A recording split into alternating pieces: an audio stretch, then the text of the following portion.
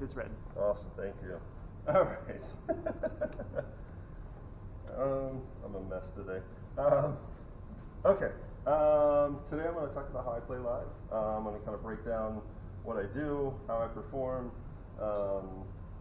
and how I structure my sets, and combine like pre-planned sequences as well as like improv, stuff like that. I'm going to speed run this part here since we lost a little time. So a little bit about me. Why should you listen to me? I've been making music for probably about 3 decades now, and DJing for my own amusement for about the same amount of time. I've only started recently playing live within the past 2.5 years. I actually caught the live hardware bug at a New England Synth Fest event. It was at the Boston Museum of Science, so it was about 3 years ago. I think it was in June of 2022. So I started very early on my own Casio keyboard as getting into hardware. This is how long I've been playing. Did stuff like Acid Pro, Free Loops, Pro Tools, Ableton, stuff like that. So I do have quite a bit of history with music. Live, only a few years, but I've been making music for quite a while now. So just a quick disclaimer: I'm not sponsored by any of these guys. So these are just gear that I use for because I like the way they play. So. So today I'm going to go over how I set up my gear, how I structure my performance flow, how I choose sounds, manage my transitions, also share some of the challenges that I face when performing live. So what you can see here, I have 2 electron boxes at the bottom, the DTAC, the tone, 2 semi-modular pieces, the Behringer grind and the edge, and I've got a couple of effects pedals which I run the 2 semi-modular pieces through. Whoops, a little too fast. So, let's see. So with the DTAC, that is if you don't know, it's a sampler. It's got 8 tracks on it. It's also got 8 MIDI tracks for sequencing. The Digitone is it's a 4-part synth, FM synth. Those both share the same types of sequencers. So you learn one, you learn the other. The Edge is kind of a full-blown, basically 8-sequencer techno machine. Very easy to create parts and stuff on it. And the Grind is a synth. It's actually based on a Platts module, if you're familiar with that. It's got that voicing in there. So it gives me a lot of options for different voices and stuff like that. So with the 2 digiboxes, I do tend to lay them out the same every show. So as far as like all the different parts here, next slide I'm going to show you how I actually break those down. So for the DigiTact, as you can see, this guy does drums, percussion. It does whatever you want to as far as samples and stuff like that. I tend to use this for my main drums, percussion, hi-hats. I do add a couple other sounds on there as well. The way I set this up, like I said, I typically set these up the same way for every performance. The reason I do that is it makes it a lot easier when I'm performing to actually know what's going to come out of one of these pads. Since I don't pre-plan my sets from start to finish every time, it's kind of an improv the way I select and choose what I'm going to play at the time. So on the far right over there, these last 3, 6, 7, and 8, same thing, cymbals, ride on the 8, 7 is open hat, 6 is closed hat, 5 is always going to be your percussion, back over to 1, kick is always going to be on 1. And these three are kind of wild cards. Typically, more often than not, I have a bass on this guy, pad or some sort of atmospheric stuff on there. And then 2 is almost always some sort of just random sound. It could be a rumble for my techno stuff. It could be another percussion. That one's really the wild card in all this. So with the Digitone, as you can see, it does bass, lead lines, pads, atmospheres. Again, I use the same sort of layout with the 4 parts here. So these are the 4 parts I can use. So the lead and the bass, these are always going to be those types of sounds. Lead is going to be, it's always going to be some sort of synth sound or maybe a lead percussion sound. And track 3 is always going to be bass. These two are kind of interchangeable. Some sort of atmospheric sound, some texture, atmosphere, stuff like that, and some sort of pad. Sometimes I'll use those for like supplemental to back up the lead sound if need be, sort of call and response or some type of thing. The Behringer Edge. So this guy, like I said, is really a techno machine. If you've ever messed with it, it's the clone of the DFAM, if you're familiar with that. But they put MIDI on this one, makes it easier for me to connect to my other pieces.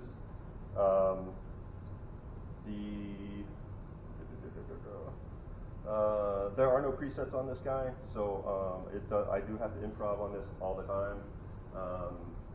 They've set this thing up where it's pretty easy to get a very useful sound out of it, very useful sequence.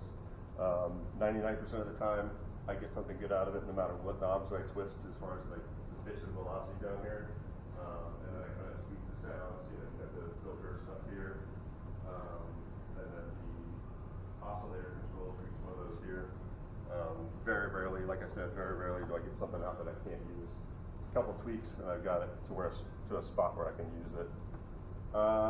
Behringer grind. Like I said, this guy is the voicing is based on flats, as you can see here, which is the flat module. It does have a few more voices on it. I tend to sequence this from the Digitact.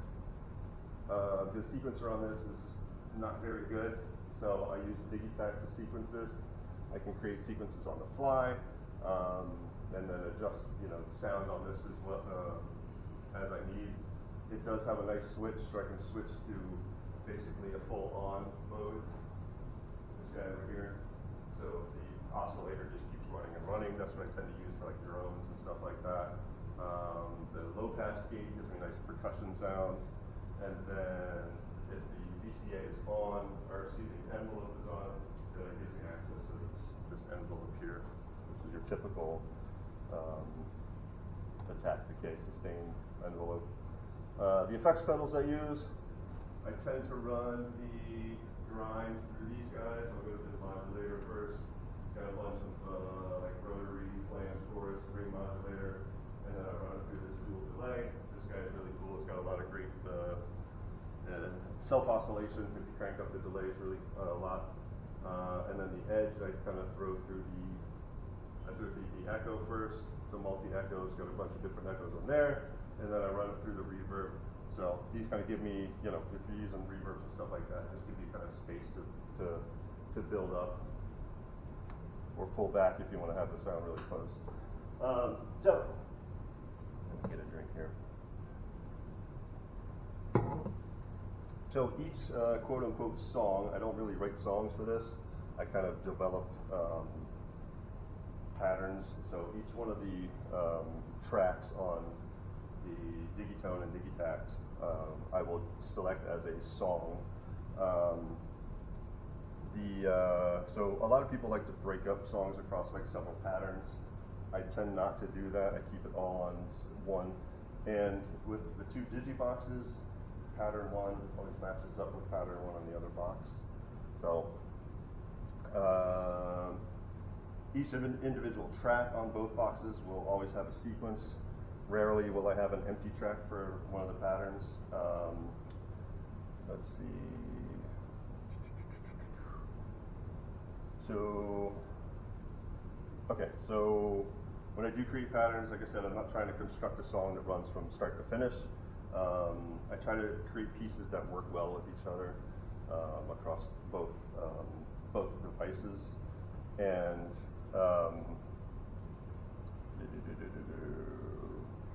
so another thing that these pieces of gear let me do is kind of create patterns that I can kind of breathe life into, so it's not like a stale pattern. A lot of times, not a lot of times, but sometimes I'll drop a lot of things out as far as muting everything, and there'll be like one thing left.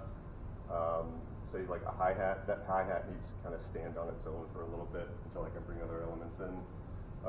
So one thing I try to do when I'm creating these patterns. Another thing I tend to use a lot is the mutes. Obviously, if you're playing live, you don't want everything playing all the time, all at once. So the two types of mutes that these boxes carry, there are pattern mutes, which I don't use. That's for people that are kind of using to play as a song. So if you switch to another pattern, the mutes are already set for you. I kind of tend to like to have control over what mutes are going to be, or what parts are going to be muted when I transition to a new song, to a new track or pattern. So, one thing you want to do is kind of get a feel for when to bring a component in or out. This is kind of something you develop over time as you play. Like I said, I DJ'd for a lot of years, so I kind of had that feel. I tend to like create my sets as try to create them as a DJ set, so we smoothly transition from one pattern to another. So one thing I do with, as far as like DJ sets, because they do kind of have these like roller coasters of energy, you know, they bring it down, they bring it up. Cool things you do to bring up energy is you can bring in a cymbal part, bring in another percussion part, add a cymbal or hi-hats and stuff like that. That sort of brings up the energy. I also like to increase reverb times, delay times. That sort of brings up energy as well. And then obviously when you want to bring people back down, you just cut those things out, pull the reverb back, delay back, cut out those high-end kind of sizzle sounds, and that'll bring everything back to kind of a baseline with the resolution. So hopefully I'm not meandering too long. Great. Thank you. Especially another thing that DJs do is they like to drop out the kick for a few bars. It gives you kind of that push and pull. If you've ever listened to DJ sets where they do that, it's just a nice, cool little pullback. All right, I think we're getting along here. So, obviously when you play live, you want your stuff to sound good. No two venues are the same. Even the same venue can sound different at times. Having some basic mixing knowledge can go a long way to helping you sound good when you're live. It's really easy to crowd like frequency spectrum when you're creating stuff. A lot of times when I do this, when you produce as well, use EQs, use filters to carve out sounds, carve out their spot in the frequency spectrum. I do this a ton. Cymbals always get like a high pass added to them. Kick and bass are always a big concern when you're trying to mix those because they tend to live on that same low end frequency. And I will generally, depending on how those two were created, I'll kind of carve out the bottom end on one of them to give the other space to the other piece. Another important part is to try not to play two parts that live in that same spectrum at the same time. This does happen a lot with lead parts, stuff like that. They kind of live in that mid 1K range. All right. So transitions. This is probably a thing that I get asked about the most. I think I kind of alluded to it a little bit earlier with the reverb and delay stuff. But one thing I do like to do, so I'll have my Digitact is the main driver. It's the main clock, and it has all the percussion stuff like that. So a lot of times when I'm getting close to, I want to transition to the next pattern, I will drop pretty much everything out on the Digitact, drop all the drums out, whatever parts out are on there playing. I'll let the Digitone continue on. I usually have like a bass sound or some sort of ambient part going on there. So I'll let that continue on the Digitone, and then I'll find a spot, in my timing in my head where I want to bring in the next part on the Digitact. So I'll quietly switch over to the next pattern. So I'm on one, I'm going to switch to two.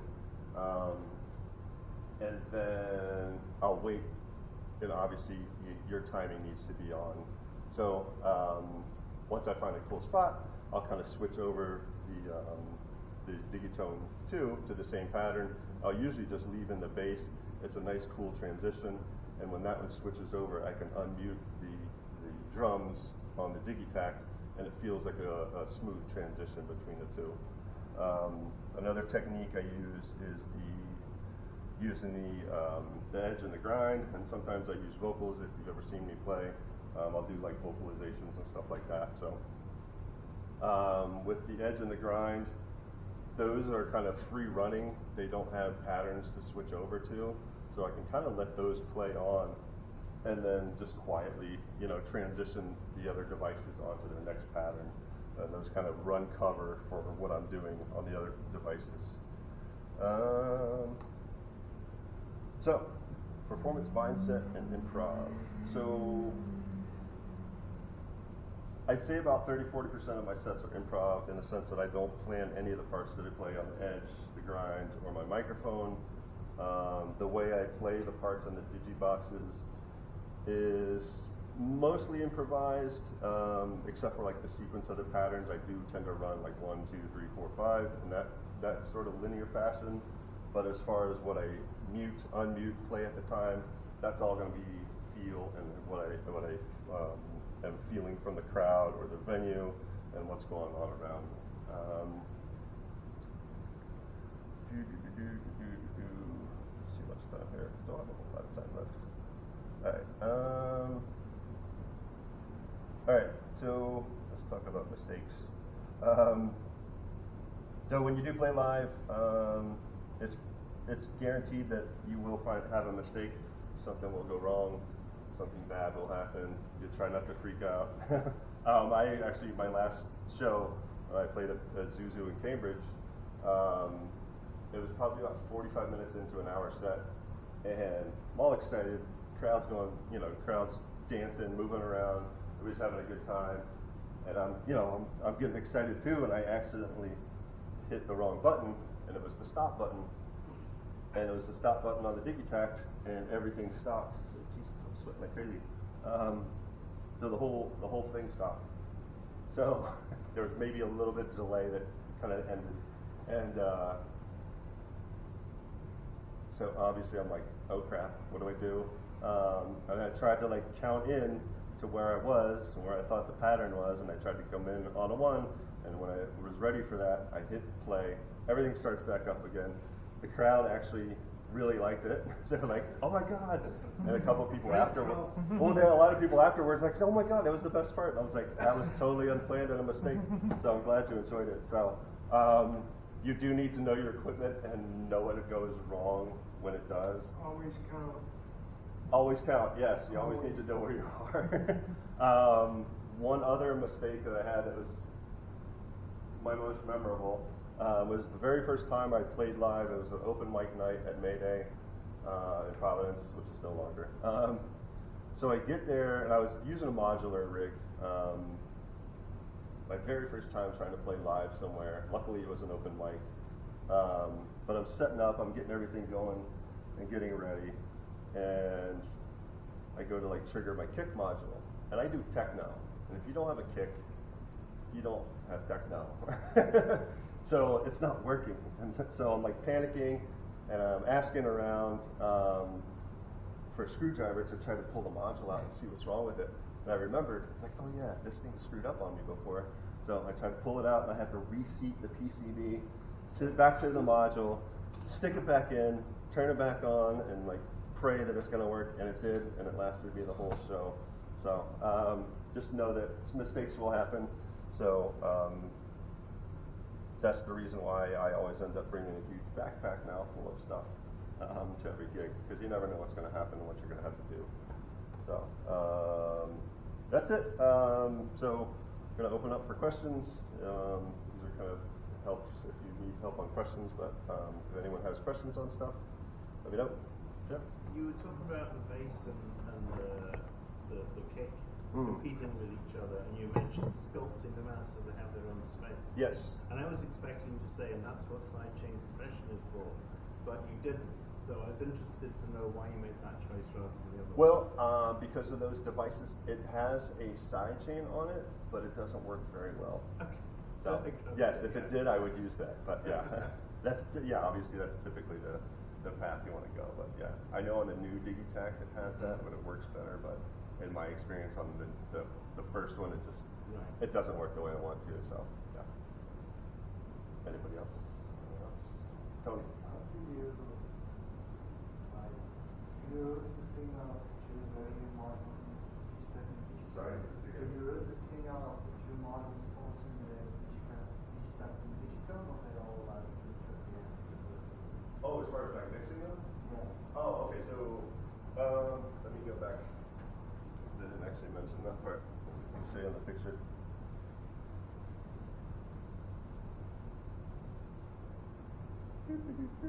One more. So this guy right here, that's my mixer.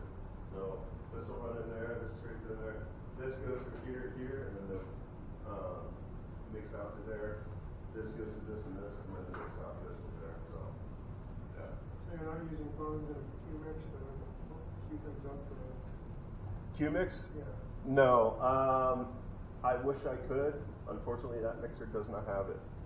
So that's the only gripe I have with that mixer. I think I was pretty adamant about it on Discord, but yeah, that's the only thing I don't have on there. So, like I said, and that's part of why I like to keep all of these like the same type of part, so I know when I'm unmuting something, I know generally what sound is going to come out of there. So. Do you consider upgrading either of your Electron boxes to like Digitac 2 or Digatone 2? I have. Interestingly, once I started doing this presentation, because this has been my setup for at least half a year now. I've played a few shows with this and it's been great. I've actually started going modular again. So kind of holding off on the Digitac and Digatone 2 upgrades. So I've actually been jumping back into my modular. So yeah, it's been interesting. So like, I'm not, because it was great. I got everything in one case. You know, I could just show up and plug in. And now, of course, I'm screwing that up. Start again. Yeah, and turn it up and start again because you know we never are happy with everything. We're always tinkering. So anyone else? Yes. I'm curious, how long is a set for you? How long do you usually play? I've played anywhere from 25 minutes up to 2 hours. Okay. So generally, I'd say if it's a non-bar / club type event, it's around 30 to 40 minutes. Okay. But yeah, if I'm playing like the Zuzu is kind of a bar / club, I play an hour there. I played it like lower level. That was like my 2 hour, almost DJ set basically. So, yeah. And your transitioning from this to a modular. Yes. What are the things? Well, there's the thinking that you're carrying over, and what are some of the things that you just have to forget about now that you're in modular? I mean, one of the reasons I'm doing it is I was itching to do more improv stuff, which kind of these two guys give me. I can do it on these, but I found that they just, for me, the improv on these isn't as expressive as it is on a modular rig. And if you use modular R, you know there's hardly any presets. You have to program everything on the fly. So that was kind of the reason I'm making that switch. How are you going to how are you going to do the muting that you're doing here on the modular system? So what I do plan on doing with the modular, I have another electron box. It's the analog rhythm. It's kind of the big buzzer. This guy. The first one or the second one? I'm sorry? It's the second one. So I'm going to use that as my drums and percussion again. As far as mutes, I actually have a mixer on the modular mixer that's got like switch mutes for each channel. So I got like 4 voices that I'm going to run on there, plus the electron box with drums. So. How much, just if I could ask, how much time have you spent with that analog rhythm on too? How much time have I spent on it? Yeah. I'd say, I mean maybe a better question would be how well do you know it? Well, I've actually had it longer than I've had these two boxes. I've played several gigs with that before, and then made the transition to these two guys. So obviously picking back up with the sequencer, they're all basically the same. So, but I like the performance aspects of the rhythm better than these guys. You get the. I only ask because I own one and I'm having a hard time joining with it. Yeah, I'm sorry. I only ask because I own one and I'm having a hard time joining with it. Oh, okay. Okay. Yeah, I mean it's definitely takes some time to get used to the sequencer and stuff like that, but yeah. If you want to reach out, actually, on that note, it's time for me to wind up. So, on the last note, if you want to get a hold of me, and some shameless promotion for my stuff as well. So, you can get a hold of me here if you want to reach out. I'm also on the Discord channel. If you guys want to reach out to me there, you can ask me a bunch of questions there. I hear Noise Code has a release coming out. I do actually as well, on the same label that Sam has a record coming out. So yeah, coming out in 1st of June.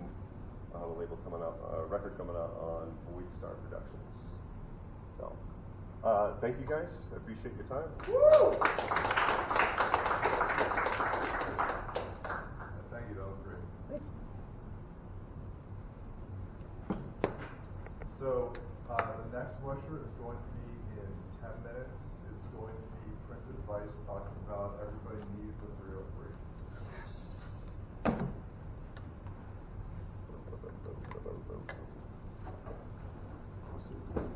Great work. Alan, it's I do when I have Electron. When I'm doing an Electron set, I do very similar things with always having the same setup on the channels and also similar ones, and also doing the transitions. Right. And I think it's also because I DJ for a while, and you're like, oh, I have 2 decks. Exactly. Or I technically would not mind if I have like a lot of the time I've been doing the Syntac, Octatrack, Gigatone, so I have 3 decks. Oh yeah, well you have the mixer, your Octatrack is the mixer. The Octatrack's a mixer, but I'm also running samples off channels 1 through 4. Although I'm kind of reconsidering that because the problem with the Octatrack versus the Syntac and Digitac, and I don't know why they did this, is they only have 8 banks on the Syntac and Digatone. Okay. And they have 16 banks on the Octatrack. So it's Of what, patterns? yeah, so 16 banks of okay. patterns. So I would want, if they had the same bank pattern layout, it'd be a lot easier to set everything up. Well, I know the newer ones have 16. Do they have 16 banks? Yeah. Pretty cool. Shit. That's Yeah, they kind of doubled everything on those. I see.